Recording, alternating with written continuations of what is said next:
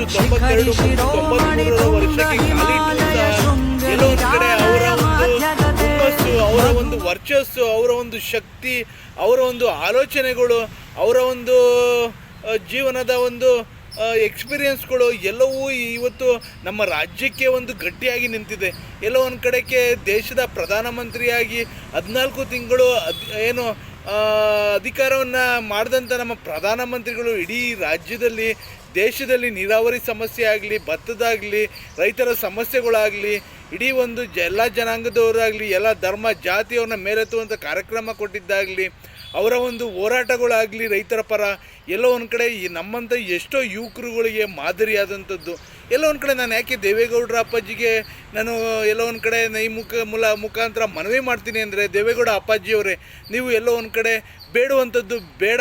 ಎಲ್ಲೋ ಒಂದು ಕಡೆ ಈ ಜನಕ್ಕೆ ಬೇಕಾಗಿರುವಂಥದ್ದು ಎಂಡ ಮತ್ತು ಕುಕ್ಕರು, ತವಾ, ಏನು ಹಣದ ಒಂದು ವ್ಯಾಮೋಹ, ಇವತ್ತು 500,000 ಕೊಡುವಂಥ ಲಚ್ಚೆಗೆಟ್ಟು ತಗೊಂಡು ಇವತ್ತು ನಮ್ಮ ಜನ ಓಟ್ಗಳನ್ನ ಹಾಕುವಂಥದ್ದು. ಎಲ್ಲೋ ಒಂದು ಕಡೆ ನೀವು ಯಾಕೆ ಇವ್ರಿಗೋಸ್ಕರ ಬೇಡಿ, ನೀವು ಮಾಡುವಂಥದ್ದು ಒಳ್ಳೆಯದು, ರಾಜ್ಯದ ಜನತೆ ಹಿತಾಸಕ್ತಿಯಿಂದ ಒಳ್ಳೆಯದು. ಆದರೆ ಜನಸಾಮಾನ್ಯರು ಅರ್ಥ ಮಾಡ್ಕೊಳ್ಳಲ್ಲ ನಿಮ್ಮ ಒಂದು ಏನು ಪರಿಶ್ರಮವನ್ನು. ಎಲ್ಲೋ ಒಂದು ಕಡೆ ನಿಮ್ಮ ಒಂದು ಆಲೋಚನೆ ಇರುವಂಥದ್ದು ರಾಜ್ಯದಲ್ಲಿ ನೀರಾವರಿ ಸಮಸ್ಯೆಯನ್ನು ಮುಕ್ತಿ ಮಾಡಬೇಕು, ಜನಸಾಮಾನ್ಯರಿಗೆ ಉಪಯೋಗ ಮಾಡಬೇಕು ಅಂದರೆ.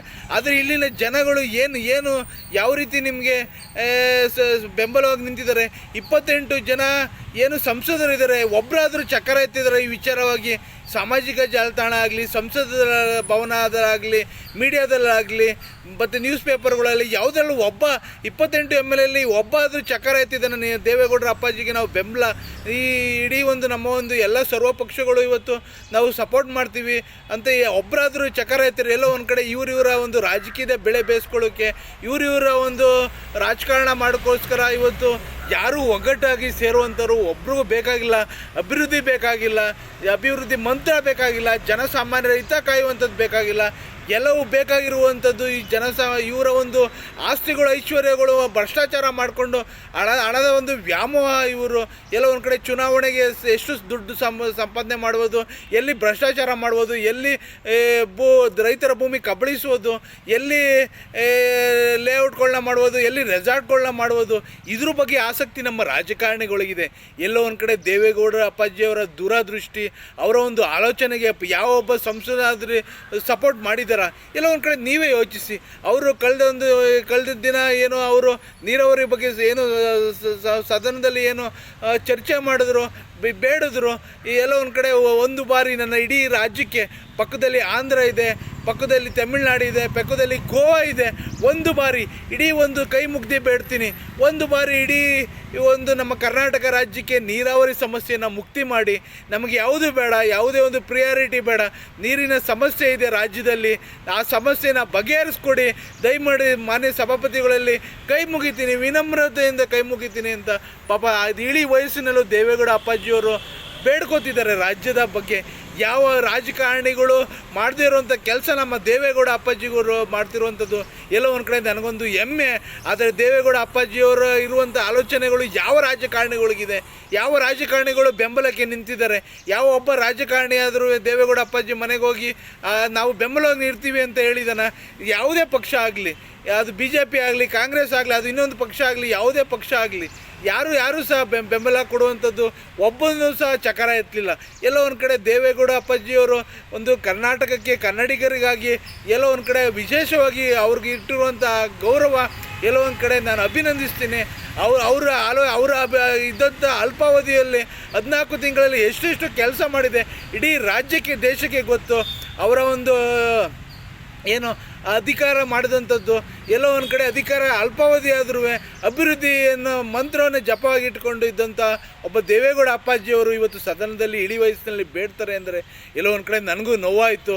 ದೇವೇಗೌಡ ಅಪ್ಪಾಜಿಯವರೇ, ದಯಮಾಡಿ ನನ್ನದೊಂದು ವಿನಮ್ರವಾಗಿ ಕೇಳ್ಕೊತೀನಿ ನಿಮ್ಮನ್ನು, ನೀವು ಬೇಡ್ತಿರುವಂಥ ರಾಜ್ಯಕ್ಕೆ ಒಳ್ಳೆಯದೇ. ಆದರೆ ಇಲ್ಲಿನ ರಾಜಕಾರಣಿಗಳಿಗೆ, ಇಲ್ಲಿನ ಕೆಲವು ಪಕ್ಷಗಳಿಗೆ, ಇಲ್ಲಿನ ಯಾವುದೇ ಹೈಕಮಾಂಡ್ ಗುಲಾಮಗಿರಿ ವ್ಯಕ್ತಿಗಳಿಗೆ ಯಾವುದು ಗೊತ್ತಾಗಲ್ಲ.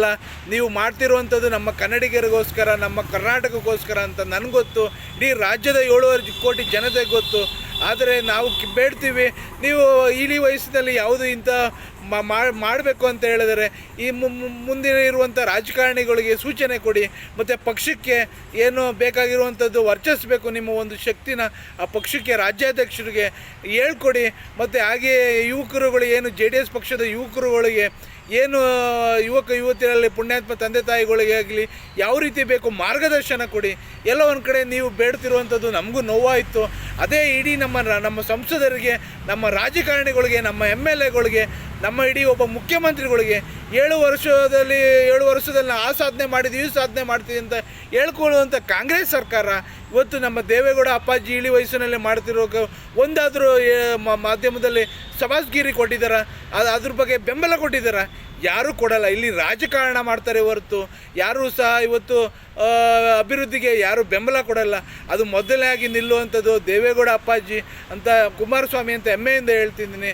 ಎಲ್ಲೋ ಒಂದು ಕಡೆ ದೇವೇಗೌಡ ಅಪ್ಪಾಜಿಯವ್ರಿಗೆ ನನ್ನದೊಂದು ಮನವಿ, ನೀವು ಮಾಡುವಂಥದ್ದಿದ್ದರೆ ಪಕ್ಷಕ್ಕೆ ಮತ್ತು ಪಕ್ಷದ ಸಿದ್ಧಾಂತಕ್ಕೆ ಮತ್ತು ರಾಜ್ಯಕ್ಕೆ ಮಾಡಿ ಅದು ದಯವಿಟ್ಟು ಇಳಿ ವಯಸ್ಸಿನಲ್ಲಿ ಬೇಡುವಂಥದ್ದು ಬೇಡ, ಮಾರ್ಗದರ್ಶನ ಕೊಡಿ ಅಂತ ನಾನು ಈ ಮುಖಾಂತರ ಎಲ್ಲ ಒಂದು ಕಡೆ ದೇವೇಗೌಡ ಅಪ್ಪಾಜಿಗೆ ಮನವಿ ಮಾಡ್ತಾ, ನಾನು ಒಬ್ಬ ಚಿಕ್ಕ ಆಗಿರುವಂಥ ಅವ್ರ ವಯಸ್ಸಲ್ಲಿ ಕಾಲು ಭಾಗನೂ ಆಗಿಲ್ಲ, ಅವರ ಎಕ್ಸ್ಪೀರಿಯೆನ್ಸು ನನಗಾಗಿಲ್ಲ. ಆದರೂ ಸಹ ಒಬ್ಬ ಅಭಿಮಾನಿಯಾಗಿ, ದೇವೇಗೌಡ ಅಪ್ಪಾಜಿಯವರ ಅಭಿಮಾನಿಯಾಗಿ ನಾನು ಎಲ್ಲೋ ಒಂದು ಕಡೆ ವಿಡಿಯೋ ಮಾಡಬೇಕು, ಸಾಮಾಜಿಕ ಜಾಲತಾಣದಲ್ಲಿ ಮನವರಿಕೆ ಮಾಡಬೇಕು, ಜನಸಾಮಾನ್ಯರಿಗೆ ಅರ್ಥ ಆಗಬೇಕು, ಜನಸಾಮಾನ್ಯರಿಗೆ ಈ ಒಂದು ವ್ಯವಸ್ಥೆ ಏನು ಅಂತ ತಿಳಿಸ್ಬೇಕು ಅನ್ನೋದು ನನ್ನ ಉದ್ದೇಶ. ಎಲ್ಲೋ ಒಂದು ಕಡೆ ಈ ಲಚ್ಚೆಗೆಟ್ಟ ಒಂದು ವ್ಯವಸ್ಥೆ ಎಲ್ಲೋ ಒಂದು ಕಡೆ ನಾವುಗಳೇ ಮಾಡಿ ರಾಜ್ಯದ 7 ಕೋಟಿ ಜನತೆಗಳು ಮತ ಹಾಕಿ ಇವತ್ತು ನಾವೇ ಇಂಥ ವ್ಯವಸ್ಥೆ ದುಡಿದ್ದೀವಿ. ಎಲ್ಲೋ ಒಂದು ಕಡೆ ಈ ವ್ಯವಸ್ಥೆ ತೊಲಗಬೇಕು. ದೇವೇಗೌಡ ಅಪ್ಪಾಜಿ ಅಂತ ಎಲ್ಲೋ ನಾಯಕರುಗಳು ಮತ್ತೆ ಹುಟ್ಟು ಬರಬೇಕು ಹೋರಾಟ ಮಾಡುವಂಥವ್ರು ಅಂತ ಹೇಳಿ ನನ್ನ ವಿಡಿಯೋನ ಮುಗಿಸ್ತಿದ್ದೀನಿ. ಈ ವಿಡಿಯೋ ಉದ್ದೇಶ ಇಷ್ಟೇ, ಎಲ್ಲೋ ಒಂದು ಕಡೆ ಸಮಾಜದಲ್ಲಿ ಬದಲಾವಣೆ ಆಗಬೇಕು, ಒಂದು ಜವಾಬ್ದಾರಿಯುತಂದಿಗೆ ಪ್ರತಿಯೊಬ್ಬರು ನಡ್ಕೋಬೇಕು, ನಮ್ಮ ಈ ದೇವೇಗೌಡ ಅಪ್ಪಾಜಿ ಇರುವಂಥ ಆಲೋಚನೆಗಳು ಪ್ರತಿಯೊಬ್ಬರಿಗೂ ತಲುಪಬೇಕು ಅನ್ನೋದು ನನ್ನ ಉದ್ದೇಶ. ಎಲ್ರಿಗೂ ಒಳ್ಳೆಯದಾಗಲಿ. ಜೈ ಹಿಂದ್, ಜೈ ಕರ್ನಾಟಕ, ಮತ್ತು ಒಂದೇ ಮಾತರಂ.